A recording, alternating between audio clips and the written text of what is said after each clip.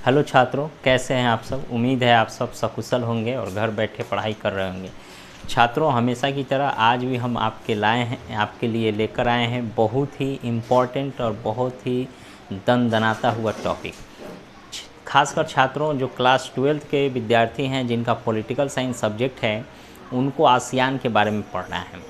ASEAN जो है एक बहुत ही इम्पॉर्टेंट, बहुत ही महत्वपूर्ण टॉपिक है। इसके बारे में आइए हम लोग शुरू करते हैं। लेकिन इससे पहले हम आपको बताएं कि अगर वीडियो अच्छा लगे तो लाइक शेयर कमेंट तो करें ही करें, लेकिन चैनल पर अगर नए हैं तो सब्सक्राइब जरूर करें। चलिए आइए शुरू करते हैं आज का क्लास।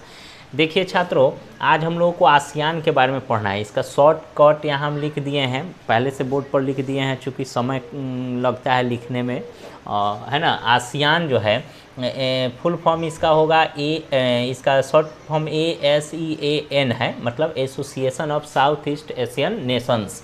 ए से एसोसिएशन है, एस से साउथ है, ई से ईस्ट है, ए से एशियन है और एन से नेशंस है। मतलब एसोसिएशन का मतलब संगठन होता है। ऑफ माने का, साउथ ईस्ट माने दक्षिण पूर्वी, साउथ माने दक्षिण, ईस्ट माने पूर्वी। एशियन का मतलब एशियाई और नेशन माने राष्ट्र, नेशन माने राष्ट्र। मतलब इसका शुद्ध हिंदी में भी अगर हम इसको आसियान ही लिखेंगे, इंग्लिश में भी आसियान, हिंदी में भी आसियान, लेकिन हिंदी वाला जो फुल नेम है यह बदल जाएगा। दक्षिण पूर्व एशियाई राष्ट्रों का संगठन, दक्षिण पूर्व एशियाई राष्ट्रों का संगठन, ये इसका पूरा नाम हुआ। आसियान का पूरा नाम हुआ दक्षिण पूर्व एशियाई राष्ट्रों का संगठन। आइए छात्रों हम लोग शुरू करते हैं। सबसे पहले देखते हैं इस संगठन की शुरू करने की ज़रूरत क्यों थी। देखिए, द्वितीय विश्व युद्ध के बाद 1945 के बाद विश्व में बहुत सारे चीज़ों की परिदृश्य से बदला। जैसे ब्रिटेन की सत्ता कमज़ोर हुई तो अमेरिका जो है कि नंबर 1 और सुपरमेसी पावर बनने लगा।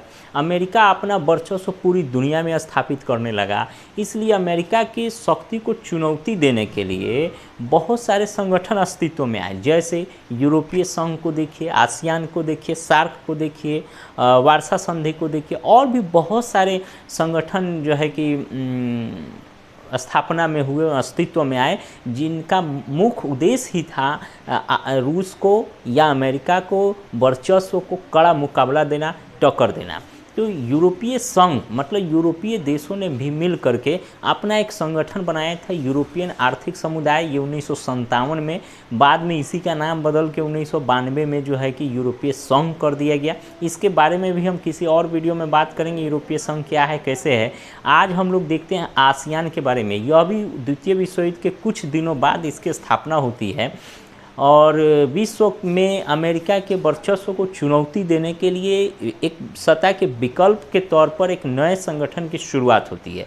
आइए हम देखते हैं इसकी शुरुआत कब और कैसे हुई। देखिए, इसकी स्थापना 8 अगस्त 1967 को हुआ थाईलैंड की राजधानी बैंकॉक में। थाईलैंड को हम सफ़ेद हाथियों का भी देश कहते हैं। यहाँ सफ़ेद हाथी पाया जाता है। पूरी दुनिया में एक ऐसा देश है थाईलैंड जहाँ सफ़ेद हाथी पाया जाता है। तो हाथी को वो लोग बहुत ही प्रिय जानवर मानते हैं। थाईलैंड को याद रखिएगा, यहाँ से अभी सफ़ेद हाथियों वाला देश थाईलैंड।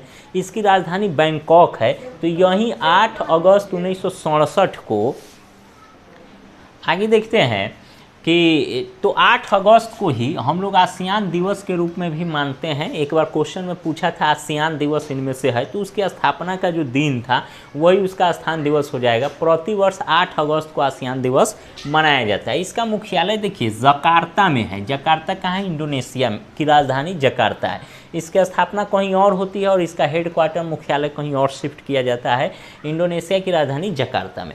देखिए, इसकी जब स्थापना 1967 ईस्वी में हुआ था तो उस समय मात्र 5 देश ही संगठन में का सहयोग किए थे। वो देश थे थाईलैंड जहां इसकी स्थापना हुआ, इंडोनेशिया जहां इसका मुख्यालय स्थापित हुआ, तीसरा मलेशिया, चौथा फिलीपींस और पांचवा सिंगापुर। ये 5 देश ही थे जो 1967 में एक साथ आकर के आसियान की स्थापना करते हैं। लेकिन 1967 के बाद इसकी प्रगति को देखकर, इसके उद्देश्य में ये सफल हो रहा था बहुत हद तक, तो इनको भी देखकर और 1975 से लेकर के 1991 के बीच जब द्वितीय विश्व युद्ध हो रहा था, द्वितीय विश्व युद्ध नहीं, द्वितीय विश्व युद्ध तो 1945 में ही समाप्त हो गया। उसके बाद शीत युद्ध का पूरा स्थिति पूरे विश्व पर मंडरा रहा था। तो इस शीत युद्ध के चरम सीमा जो थी 1962 का मिसाइल संकट, क्यूबा का, ये सारी चीज़ें हैं। यानी 1975 से लेकर 1991 तक शीत युद्ध की वजह से दुनिया में बड़े बड़े परिवर्तन हुए, बड़े बड़े स्थितियों में बदलाव हुआ। तो इस चीज़ को भी देख कर के अन्य देशों ने भी, अगल बगल के जो दक्षिण पूर्व एशियाई देश थे, अन्य 5 देश, उन लोगों ने भी अपनी सदस्यता इसमें जाहिर कर दी और इसके अन्य सदस्य हो गए। जैसे 1984 में ब्रुनेई इसका सदस्य हो गया, 1995 में वियतनाम हो गया, 1997 में लाओस हो गया, है ना, 1999 में बर्मा म्यांमार हो गया, बाद में कंबोडिया भी हो गया इसका सदस्य। इस तरह 5 सदस्य अन्य और आ गए और 5 पहले से थे। यानी अभी इसके सदस्य देशों की कुल संख्या कितनी है? 10 है। ठीक है, अब हम लोग देखेंगे इसके कुछ प्रेक्षक देश भी है। प्रेक्षक देश कौन कौन से हैं? तो 2 देश है। प्रेक्षक मतलब परीक्षण वगैरह देख रहे किसका सहयोग करने के लिए। तो न्यू गिनी है ना, पापुआ न्यू गिनी इसका पूरा नाम है, पूर्वी तिमोर, ये 2 देश जो है प्रेक्षक देश कहलाते हैं। अब देखिए इसके अध्यक्ष कौन है। इसके जो आसियान है, जो इसका कामकाज होता है जिसके देख रेख में, वो अध्यक्ष ली सिन लुंग है। इनका चयन जो है, इनके अध्यक्ष का चयन 1 वर्ष के लिए होता है, मात्र 1 वर्ष के लिए। ये जो 10 देश है, 10 देश में ABCD के आधार पर इनके जो लेटर है, क्रम है, वर्ण का क्रम है, उस आधार पर एक के बाद मतलब ए के बाद बी, बी के बाद सी, सी के बाद डी, इनके जितने भी 10 सदस्य हैं उनके लेटर के क्रमागत अक्षर के आधार पर अध्यक्षों का चुनाव होता है और ये लोग आपस में ही चुनाव कर लेते हैं। और इस अध्यक्ष का जो कार्यकाल होता है 1 वर्ष के लिए होता है। अभी वर्तमान में इसके अध्यक्ष आसियान के ली सुन लुंग है। ओके, आगे बढ़ते हैं। दूसरा है महासचिव, जो इनके सेक्रेटरी वगैरह का काम करता है। अध्यक्ष से ज़्यादा जरूरी महासचिव का है। तो अभी वर्तमान में लिम जैक होई है, ये 2 वर्ष के लिए होता है। इसका भी चुनाव उसी तरह जितने भी 10 देश है उसके अक्षर के क्रम के आधार पर किया जाता है। ठीक है, तो इसमें 2 साल के लिए चुनाव होता है। और अध्यक्ष, एक बार क्वेश्चन आया था कि आसियान में जो अध्यक्ष का चुनाव होता है कितने वर्षों के लिए होता है, तो 1 वर्ष के लिए। और महासचिव का चुनाव कितने वर्षों के लिए होता है, तो 2 वर्ष के लिए। याद रखिएगा। इसमें जो चार्टर बना हुआ है, ये चार्टर 2008 में लागू हुआ। देखिए 1967 में स्थापना हुआ, बहुत सारे सदस्य बाद में आके जुड़े, लेकिन इसका जो चार्टर है, कानून, जो इसका नियम कानून है, ये 2008 में लागू होता है। इस कानून में एक रूप बहुत ही खास है जो कि इस संगठन को एकदम अजूबा और अलग बनाता है। वह क्या है? तो इसका जो चार्टर में जो भी नियम है वो कानूनी रूप से बाध्यकारी है। कानूनी रूप से बाध्यकारी का मतलब होगा कि हर सदस्य को एकदम कानूनन उस चार्टर में बताए गए बातों को मानना ही मानना पड़ेगा, उसके बगैर कोई गुजारा नहीं है। इसलिए इस संगठन को और मजबूत और ज़्यादा शक्तिशाली और समृद्ध बना देता है। हम बात करेंगे आसियान के संगठन का, जो आसियान संगठन, इसका उद्देश्य क्या था, ये कहाँ तक सफल हुआ है, और भी बहुत सारी चीज़ें। आइए थोड़ा सा हम लोग फैक्ट जान लेते हैं। उसके बाद में आसियान +3, यह भी एक शुरुआत हुआ। इसमें अन्य 3 देशों को भी शामिल किया गया। चूँकि यह जो देश है दक्षिण पूर्व एशियाई देशों का संगठन है, लेकिन इस आसियान से बहुत सारे देश जुड़ना चाहते हैं, इसलिए अन्य देशों ने भी इन्हें अप्रोच किया। लेकिन आसियान जो है, अगर मान लेते हैं किसी अन्य देश को इसमें शामिल कर लेगा तो फिर दक्षिण पूर्वी एशिया में तो स्थित है नहीं, किसी और जगह सिचुएटेड है, फिर इसमें शामिल करेगा तो इसका नाम बदलना पड़ेगा, फिर नाम बदल जाएगा तो इसकी सुंदरता ही नष्ट हो जाएगी। इसलिए आसियान ने 3 अन्य देश को भी इसमें शामिल किया, बातचीत के लिए, व्यापार व्यवसाय को बढ़ावा देने के लिए, अपने उद्देश्यों को मतलब पूरा करने में अन्य देशों को भी साझेदार बनाया, लेकिन इसको नाम को नहीं बदलते हुए बस इतना जोड़ दिया, आसियान +3 कर दिया। इसमें चाइना, जापान और साउथ कोरिया को शामिल कर लिया गया। इस तरह 10 देश ये है और 3 देश और शामिल हो गए, तो 13 हो गए। तो 13 के लिए नाम क्या पड़ा? आसियान +3। इसी तरह आसियान +6 भी है, जिसमें इंडिया भी है। उसके बाद में इंडिया, यूएस है, यूएसए है ना, यूएसए है, ऑस्ट्रेलिया है, ऑस्ट्रेलिया और भी कुछ देश हैं, ब्रिटेन है, जापान है, अन्य भी कुछ देश हैं जो आसियान 6 में शामिल है। ठीक है, तो इस तरह आसियान का 3, आसियान +6 समझ में आ गया। अब आगे देखते हैं शिखर सम्मेलन। देखिए आसियान का ये जो शिखर सम्मेलन होता है वर्ष में 2 बार होता है, ये अर्धवार्षिक है। कुछ संगठन ऐसे हैं जो साल में एक बार होता है, जैसे पिछले क्लास में हम लोगों ने सार्क के बारे में देखा था, तो साल में एक बार उसका मीटिंग होता है। लेकिन ये आसियान का जो संगठन है, इसके सदस्य देश आपस में साल में 2 बार बैठते हैं और अपने मुद्दों पर विचार विमर्श करते हैं। ये अर्धवार्षिक रूप से बैठकें होती है, शिखर सम्मेलन। इसका अभी जो है रिसेंटली इसका 38वां 39वां मीटिंग हो चुका हुआ है। अभी कुछ आभासी मीटिंग हुआ था, वर्चुअल मीटिंग हुआ था कोविड के वजह से, तो 38वां 39वां मीटिंग इसका हो चुका है वियतनाम में, ब्रुनेई में, ठीक है। और 26वां जो मीटिंग था बहुत ही खास माना गया है, ये 26 से 28 अप्रैल 2015 मलेशिया की राजधानी कुआलालंपुर में हुआ था, ठीक है। इसको लेकर के एक फैक्ट और है कि ये एशिया की तीसरी सबसे बड़ी अर्थव्यवस्था वाला है। एशिया की सबसे बड़ी तीसरी अर्थव्यवस्था वाला अगर कोई संगठन है तो ये है, ठीक है। और विश्व की 6ठी अर्थव्यवस्था वाला संगठन है। इसमें और भी बहुत सारे देश आ जाते हैं, यूरोपीय देश भी, उनकी अर्थव्यवस्था बहुत आगे है। तो उन सब को अगर मिला दे तो पूरे विश्व में इसका 6ठा पोजीशन है और पूरे एशिया में 3रा पोजीशन है। मतलब ये लीड कर रहा है, बहुत ही बड़ा और बहुत ही विस्तृत, बड़ी तेज़ी और प्रगति से आगे बढ़ रहा है। लेकिन यहाँ बहुत सारी विषमताएं हैं, बहुत सारी दिक्कतें भी है। जैसे इसमें देखिए सिंगापुर, यहाँ 100% लोग शहरी क्षेत्रों में निवास करते हैं, और कंबोडिया जो है यहाँ बहुत सारी दिक्कतें हैं। तो दोनों के ये सारे 10 देश एक समान नहीं है, इनकी जीडीपी भी बहुत अलग अलग है। अब देखिए सिंगापुर 2016 का हम डाटा आपको दे रहे हैं, 53 माने $5,300 प्रति व्यक्ति पीसीआई है, किसका? सिंगापुर का। लेकिन वही कंबोडिया का पीसीआई $1,300 है। $1,300 है 53, यानी 13 39 13 चौका 4 गुना से भी कम है, ठीक है। इससे 4 गुना से भी ज़्यादा है कंबोडिया से, 4 गुना से भी ज़्यादा सिंगापुर की जीडीपी माने प्रति व्यक्ति आय है। तो प्रति व्यक्ति आय वहाँ के लोगों के रहन सहन जीवन स्तर को दिखाता है। तो सिंगापुर बहुत ही अपडेट है, जबकि कंबोडिया बहुत पीछे है। कंबोडिया को लेकर के एक और क्वेश्चन है, दुनिया का सबसे बड़ा मंदिर कंबोडिया में स्थित है, जो कि अंकोर वाट का मंदिर है। याद कीजिए, आप लोगों ने 10th क्लास में भी पढ़ा होगा, हिंद चीन वाला, जिसमें लाओस कंबोडिया वाला बात आया था, वियतनाम वगैरह, ठीक है। तो उसमें कंबोडिया में अंकोर वाट का मंदिर है, जो कि दुनिया का सबसे बड़ा मंदिर का मतलब दर्जा रखता है। तो वो एक फैक्ट था, हम आपको बता दें। चलिए अब आगे देखिए, आसियान में तो कहीं भारत नहीं है। अभी तक के जो भी चीज़ें हैं इसमें केवल आसियान +6 में भारत का नाम आ रहा है। लेकिन आसियान से हमारा जो है बहुत सारा संबंध है, बहुत सारा जुड़ाव है। आइए इस वाले कॉलम में हम लोग देखते हैं कि भारत वर्सेस आसियान के रूप में, कि भारत और आसियान को लेकर कहाँ क्या है। देखिए इसका जो आदर्श वाक्य है, आदर्श वाक्य का मतलब इसका जो उद्देश्य है, ऑब्जेक्ट जो है, ऑब्जेक्टिव जो फोकस है, वो एक सेंटेंस में अगर कहा जाए तो वो ये है, 1 विज़न 1 आइडेंटिटी एंड 1 कम्युनिटी। एक दृष्टि, एक पहचान, एक समुदाय, इसका जो है मेन अर्थ होता है, ठीक है। इसका हिंदी हम नहीं लिखे हैं, बस इंग्लिश से ही समझ लेंगे। आगे हम लोग बढ़ते हैं, भारत और वर्सेस आसियान, भारत और आसियान को लेकर के। देखिए तो भारत आसियान का सदस्य तो नहीं है, जिस तरह ये 10 देश सदस्य है, 5 या 5 ही नहीं है, लेकिन सदस्य से कम भी नहीं है।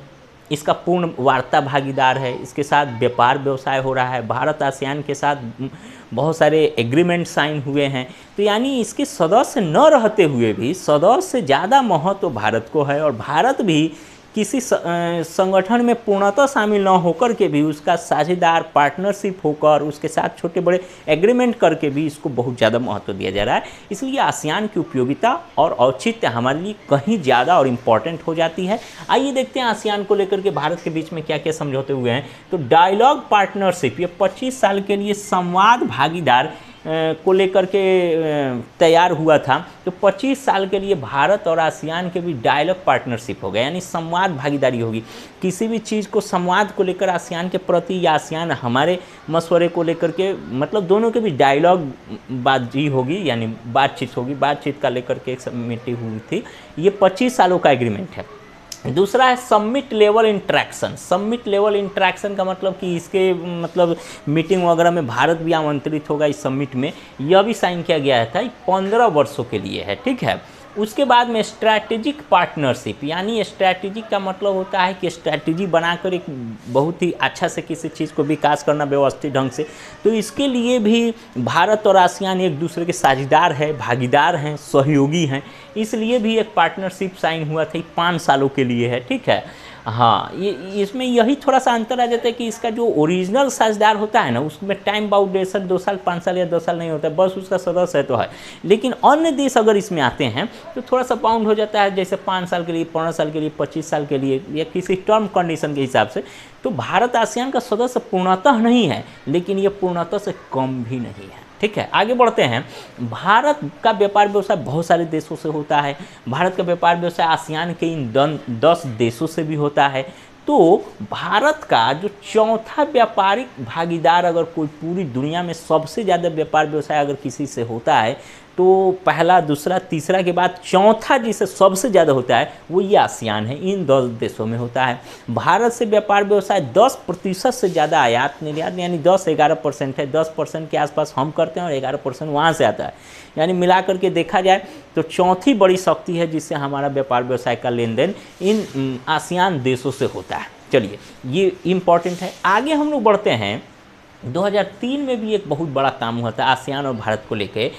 Asian Indo business council AIBC की स्थापना हुई थी, यानी भारत और आसियान के सभी देशों के बीच, माने बिजनेस, व्यापार है ना, बिजनेस काउंसिल, व्यापार परिषद की स्थापना हुई थी, जिसको लेकर के व्यापार व्यवसाय का एक अपना अलग नियम रहेगा। हम लोग व्यापार व्यवसाय करेंगे बहुत सारी चीज़ों का, तो आप वहाँ टैक्स में छूट लेंगे, आपके यहाँ से चीज़ें आएंगी तो हम टैक्स में छूट लेंगे। इस तरह की बयानबाजी और इस तरह की बातचीत दोनों देशों के बीच, दोनों संगठन और भारत के बीच हुई थी।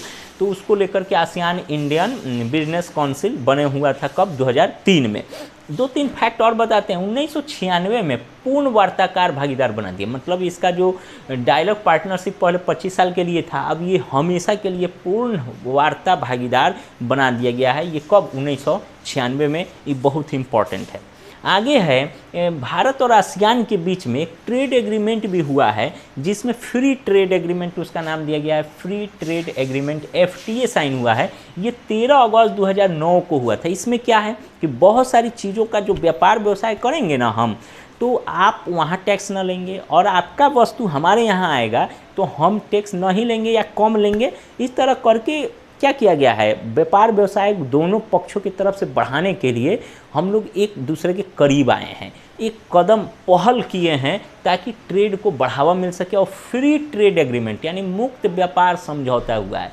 इस मुक्त व्यापार समझौते से क्या होगा, आसियान के इन 10 देशों से और भारत के बीच व्यापार व्यवसाय निर्बाध रूप से एकदम धड़ाधड़ बढ़ेगा। इससे भारत को भी तकनीक का, चीज़ों का, रोजगार का आदान होगा और भारत भी उसको प्रदान करेगा। इससे दोनों देशों और संगठनों के बीच आदान प्रदान, ये व्यापार व्यवसाय, आर्थिक, सामाजिक, राजनीतिक, सांस्कृतिक तरह से लेन देन से हम एक दूसरे के करीब आएंगे, हम एक दूसरे की समस्याओं को समझेंगे, हमारी समस्याओं से ये लोग रूबरू होंगे। इससे क्या होगा, विश्व शांति को बढ़ावा मिलेगा। दूसरी, अर्थव्यवस्था का विकास होगा। तीसरा, लोगों को रोजगार मिलेगा। चौथा, विश्व शांति के लिए बहुत सारे हम काम कर सकते हैं। तो इस तरह ये फ्री ट्रेड एग्रीमेंट 13 अगस्त 2009 को साइन हुआ था। ये बहुत बड़ी उपलब्धि मानी जाती है। आगे हम लोग देखेंगे, एक ERF भी साइन हुआ है। ERF आसियान रीजनल फोरम, यानी आसियान क्षेत्रीय मंच, इसको कहा गया है आसियान क्षेत्रीय मंच, ARF। ये 24 जुलाई 1994 को साइन हुआ था। इसमें क्या है कि ये जो क्षेत्रीय देश है, 10 देश, उसके साथ भारत भी साझेदार है। भारत के साथ अन्य देशों को भी इसमें शामिल किया गया। यानी ये क्षेत्रीय मंच के तौर पर क्षेत्रीय समस्याओं को उठाना, क्षेत्रीय प्रॉब्लम को दूर करने के लिए सम्मिलित और सामूहिक प्रयास करना, इस उद्देश्यों की पूर्ति के लिए यह साइन किया गया था ARF 24 जुलाई 1994 को। तो ये सारी चीज़ें तो फैक्ट हो गई आसियान को लेकर। 2-3 चीज़ें पर अभी बात करना बाकी है। हम लोग सबसे पहले देखते हैं उद्देश्य। देखिए, उद्देश्य, किसी भी संगठन की स्थापना उसके उद्देश्य में निहित होती है। क्यों होगी, क्या होगा, नहीं, तो इसका उद्देश्य क्या है, देखिए अब समझना है। जैसे नक्शा रहता तो विशेष हम बता दें, Thailand, Indonesia, Malaysia, Philippines, Singapore, Brunei, Vietnam, Laos, Myanmar और कंबोडिया, ये जो 10 देश है, ये 10 देश लगभग एक समान। जैसे यहाँ अगर भारत है, देखिए पूरा एशिया है, ठीक है, मान लीजिए पूरा एशिया है, तो भारत जो है एशिया के दक्षिणतम हिस्से में आता है, ठीक है। और इसके ऊपर जाएंगे तो उत्तरी हिस्सा हो जाएगा, हे पर से उत्तरी, नीचे आएंगे तो दक्षिण हो जाएगा, हे पर से कर देंगे तो इधर पूर्वी हो जाएगा, इधर पश्चिमी आ जाएगा। तो इसमें क्या कह रहा है, दक्षिण पूर्व, दक्षिण का मतलब नीचे वाला हिस्सा, अब पूरब का मतलब ये वाला हिस्सा, मतलब इतने दूर वाले हिस्से वाला जो हो गया ये दक्षिण पूर्व का हिस्सा हो गया। इसी में आसियान की ये 200 देश सिचुएटेड है, लोकेटेड है। मलेशिया है, सिंगापुर है, Laos, Vietnam, Cambodia, Thailand, Brunei, मतलब ये सारे देश इसी आसपास में 200 देश स्थित है, दक्षिण में है और पूरब में है, इसीलिए इसे दक्षिण पश्चिम एशियाई देश कहा गया है। ठीक है, और इसका उद्देश्य क्या है, तो देखिए इसका उद्देश्य अपना अलग है। जैसे चीन को, दक्षिण चीन सागर को लेकर समस्या है, ये छोटे छोटे टापू के रूप में फैले हुए हैं। व्यापार व्यवसाय को लेकर के बहुत सारे देश जो हैं इसके रास्ते का इस्तेमाल करता है, लेकिन इसको उतना लाभ नहीं होता है। ये सभी देश अगर छोटे छोटे टुकड़ों में व्यतीत हैं तो भाई कोई भी इससे फ़ायदा उठा सकता है। तो इन्होंने अपना एक संगठन बनाया और उस चीज़ को प्राप्त करने के लिए कोशिश किया, पहला चीज़। दूसरा, जो छोटे बड़े देश हैं उनकी भी अपनी अलग अलग समस्याएं हैं, सीमा को लेकर, सांस्कृतिक है, सामाजिक है, अलग अलग आर्थिक परेशानी है। तो इन समस्याओं को भी सुलझाने के लिए देश आपस में एक हुए और एक दूसरे के साझेदार बनकर ही हम एक दूसरे की समस्या का हल कर सकते हैं। इसलिए आसियान का उद्देश्य का मेन उद्देश्य है कि ये 200 देश के बीच सांस्कृतिक आर्थिक विकास हो सके, स्ट्रैटेजिक विकास हो सके, व्यापार व्यवसाय बिना मतलब निर्बाध रोक टोक के, बिना किसी रोक टोक के आसानी से हो सके, व्यापार व्यवसाय कर सके, देश का आर्थिक तरक्की, वैज्ञानिक प्रगति, सांस्कृतिक रख रखाव, ये सब चीज़ों के लिए ये संगठन काम करता है। साथ ही साथ यह भी डिसाइड करता है कि दोनों देशों के बीच, अगर इन संगठनों के किसी भी देशों के बीच अगर आपसी समस्या है, प्रॉब्लम है, किसी तरह की त्रुटि है, कलह है या गलतफहमी है, तो उनको युद्ध की स्थिति में ना पहुंचने दिया जाए, बल्कि आपस में मिल बैठ करके आपस में सलट लिया जाए, राय मशवरा कर लिया जाए। अर्धवार्षिक मीटिंग होती है तो अपनी समस्या रखी जाए, आगे की रणनीति तैयार की जाए। इसी उद्देश्य से यह किया जा रहा है। मतलब यूँ कहे कि विश्व शांति के क्षेत्र में उठाया गया भी ये कदम हो सकता है, आर्थिक प्रगति के लिए भी उठाया गया। बहुत सारे उद्देश्य निहित है इसके, एक उद्देश्य नहीं है व्यापार व्यवसाय, बहुत सारे उद्देश्य हैं। बस सबका सारांश हम आपको बता दिए हैं कि आर्थिक, सामाजिक, राजनीतिक, प्रशासनिक, है ना, सीमा वाला सैन्य, ये सारी चीज़ों को मिला जुला के आर्थिक प्रगति करे, आगे बढ़े, इसी के लिए आसियान काम करता है। तो आसियान का उद्देश्य भी आपको समझ में आ गया होगा। इसमें आसियान का एक हम आपको लोगो बताएंगे, ये जो है उसका देश का झंडा है। मतलब आसियान कोई देश नहीं है, आसियान एक संगठन है, कई देशों का एक संगठन है। तो इन 10 देशों से ने मिल करके एक अपना झंडा भी डिजाइन किया है। ये जो है चौकोर या आयताकार, ये बुल्लू पट्टी है, ठीक है, बुल्लू पट्टी है। आप लोग देखेंगे एनसीईआरटी की किताब में ऐसा मिल जाएगा, बुल्लू पट्टी है। ये जो लाल सर्कल है इस तरह का, है ना, लाल कलर का, और इसमें जो है ये बाली है किसी अनाज के, गेहूं का या किसी अनाज का बाली है, और ये सभी एक दूसरे से बंधे हुए हैं, कमर में ऐसे बना हुआ है, ऊपर और नीचे फलका हुआ है। मतलब ये दिखाता है कि ये 10 देश, ये एक बाली एक देश का प्रतिनिधित्व करता है और ये 10 देश 10 बाली का प्रतिनिधित्व कर रहा है, और ये आपस में बंधे हुए हैं। इसका मतलब ये एकता को प्रदर्शित कर रहे हैं, यानी यह जो झंडा है आसियान का प्रतीक है। ओके, अब आगे हम लोग बात करते हैं। आसियान ने अपने तरीके से पूरी दुनिया में एक जगह बनाया है। आसियान ने अपने शैली से जो काम किया है, इन 10 देशों का बड़ा लाभ हुआ है। आर्थिक क्षेत्र में हो, वैज्ञानिक क्षेत्र में हो, हर क्षेत्र में आसियान ने अपना एक नया मील का पत्थर साबित हुआ है। आगे एक उदाहरण, मिसाल पेश किया है।